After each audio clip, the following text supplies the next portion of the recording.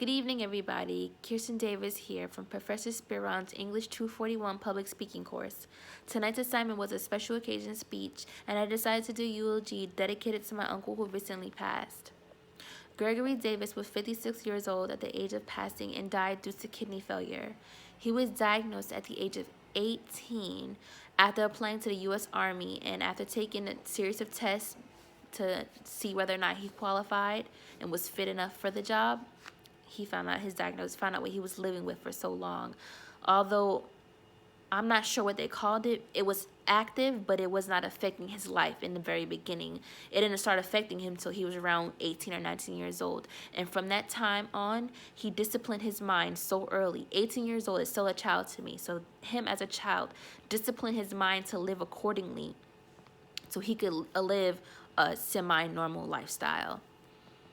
From that time on, he attended dialysis classes, and I spoke to his doctor. He had never, ever missed one single appointment, even from the very beginning. And a dialysis treatment, for those who don't know, is when your body, you're hooked up to a machine that separates the toxins from your blood and puts it back in. Because once you have kidney failure, your body can no longer do that, will function that way. So from the very beginning, which is why he is the strongest survivor that I personally know. He did what he had to do so that he can live as long as he could.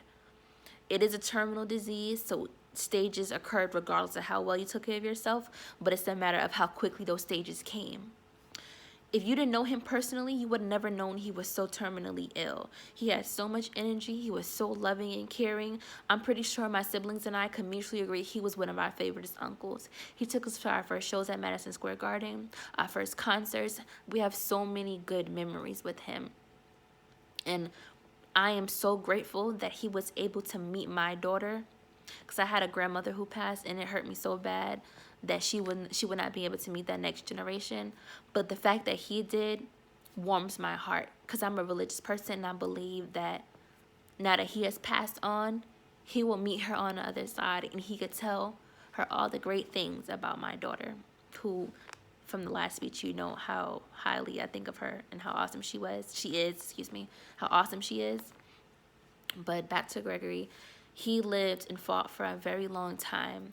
And after speaking to the nurses that worked at his doctor's office, I'm so glad that he was loved and cared for even outside of his family. They had nothing but great things to say about him, and his memory will live on forever.